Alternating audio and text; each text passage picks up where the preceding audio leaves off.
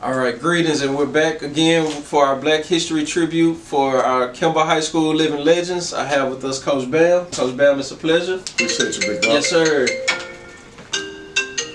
My fault. All right, it's all good, Coach. We good. We live and in color. There you go. All right.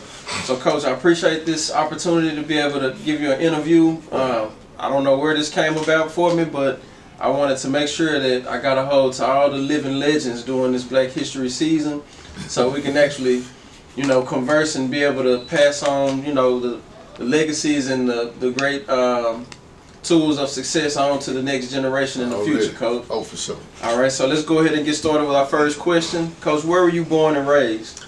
Dallas, Texas, Oak Cliff. Okay. I was born at Parkland High School. Parkland High School. I got you. Yes, sir. 1971. Man, Coach, all right. All right, our next question. Can you share some stories about your grandparents or parents and their experiences with race in America? With race in America, I can say this. When me and my mom and my dad moved a mile away, this area was predominantly white at the time.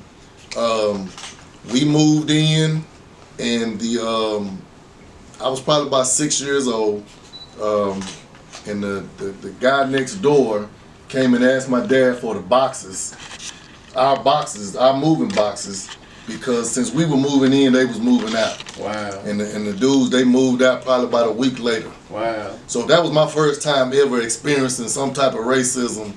And if my dad was living today, he still tell that story to the day he died. Wow, that's amazing. So I'm trying not to go too far off of script here, but your father had a major influence in my upbringing, Coach, and just my moral system, man. So I want to thank you, thank him through you for Really? everything that he did in my life, For Coach. sure. And some of the adversities I deal with. Being a member of the Oak Cliff Redskins, Chiefs Redskins, I didn't realize it, but they were instilling tools at us at a young age. Right. For some of the adversities and the challenges we came across in life. Yeah. Yes, sir. That's it. So they already had us, already fueled up, man. So Prepared, I want to appreciate him through you again, Coach. Already. Yes, sir. All right, let's move on to our next question. So how did your upbringing influence your views on race and equality? Man, I was just brought up, man, basically to, treat people like I wanted to be treated. Yes, sir. And, I was taught, don't, if they throw a rock, you turn the other cheek until you couldn't do anything but protect yourself. Yes, So sir. my parents really didn't focus on race. They just pretty much focused on the positives of life and not to get caught up in that mess, man, Yes, because sir. it's easy to get caught up in a race war, race, anything that's dealing with race. People want to put it to the forefront. I try to just, overlook the stuff. If somebody doing something, just like I had an incident with Ennis. My second year here, it was a racial thing going on between Ennis and Kimball, which it had already been once I found out later. But I got caught up in that and didn't even know what the magnitude of it was, but I responded when I shouldn't have responded, and I ended up getting in trouble. You know what I'm saying? Yes, So sir. every response, every time somebody make a statement, don't need a response. Yes, basically. sir. Yes, sir. I appreciate that, Coach, and that's a focal point that I'm hoping that the next generation take into consideration, especially with things being how they are now. Every response does not, or every action does not require a response. There you go. I appreciate that, Coach. Let's move on to our next question. All right. Let's see. You kind of answered this question, but I'll still pose the question. What cultural traditions are important to you and your family?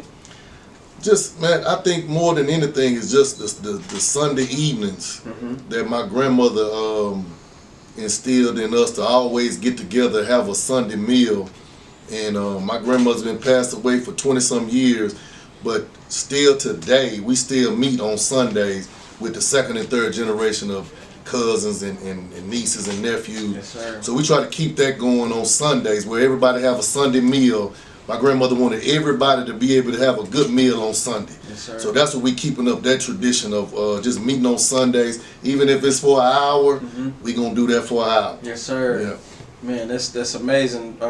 throughout the multiple interviews we've had, a lot of people still have that tradition of That's eating what it either on a is. Sunday or a Friday, Yeah. but some day of the week, whether it be Friday or Sunday, the family coming together. All right, let's move on to our next question, Coach. All right, what were some of your key moments? No, I'm sorry. What were some of the key moments in the civil rights movement or afterwards that stood out to you? Well, I think more so than anything right now is the Black Lives Matter movement. During that time when the thing happened to George Floyd, everybody started with the Black Lives Matter, and my thing is I believe every life matters, but right now we talking about Black lives. The black men was getting killed, so that's the reason why the importance of it was for us to say something or use some type of action other than your fist or shooting, and try to do something more positive. During that time I didn't say nothing. You know what I'm saying? Because a lot of times if you speak out, people view you in a certain way and put you in a box. So I try to just lead by example, man, and just treat everybody the right way. Yes, sir. Coach, I commend you for that, because you did see a lot of people that had something to say. It may not necessarily have been negative or detrimental, but the society kind of put that negative light on it just because it was a response, kind of opposed to what the media was portraying at that time. So, Coach, I commend you for being able to lead by example.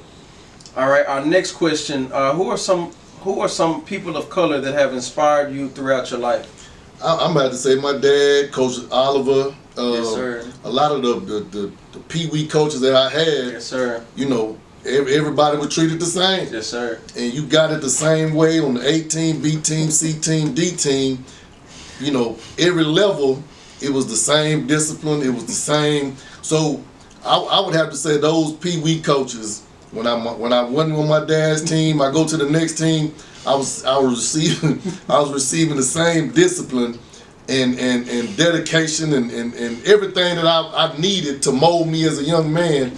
I got it at the Oak Cliff Redskins. So I would have to say those men in that organization helped thousands of kids become better citizens in the community. Yes, sir. So I mean, and a lot of people don't understand that, but like during 1978 all the way till I left in 86, I think it was, that molded me. And not just by my dad. My dad had a big hand in it, but wherever you went, man, them jokers was right there.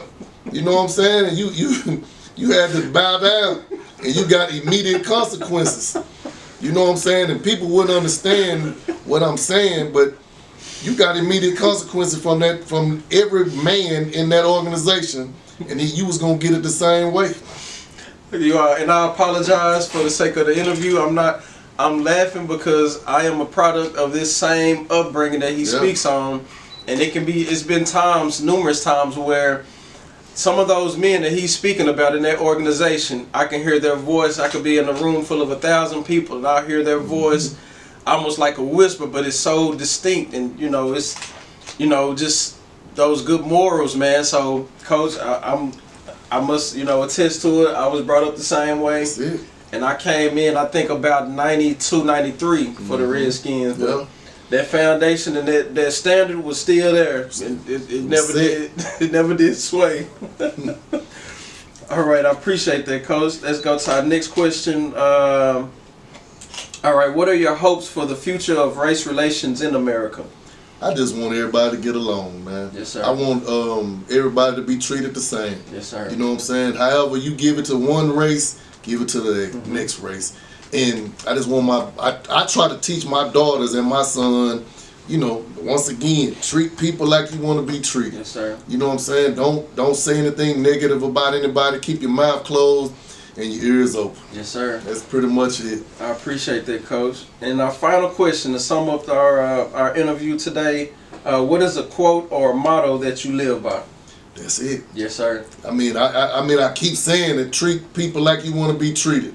That's something that my mom taught me as a little bitty dude, man, and I'm still living by it. Yes, sir. I appreciate that, Coach. Is there anything else you'd like to share with us today, or I just mainly I want you guys to understand that you can do whatever you want to do, but you got to put some work in to get what you want. Like, nobody's gonna give y'all anything. A lot of this group that y'all have, y'all are entitled. We need to get out of that entitlement and get into just work. On my wall right here, it says, you don't work, you don't eat, you don't grind, you don't shine. So some of that is in the Bible, is you don't work, you don't eat. This other stuff is a rap song. But I just think everybody just need to do what they need to do to become successful. And whatever you do, just do it at your best. And that's it. Man, Coach, hey, I greatly appreciate that. Appreciate you. Hey, so we're gonna go ahead and cut it, and this is our finale, and this is the last living legend here at Kimball High School that we're interviewing for this Black History tribute. Coach, I appreciate you Already. again. For sure. You want to get that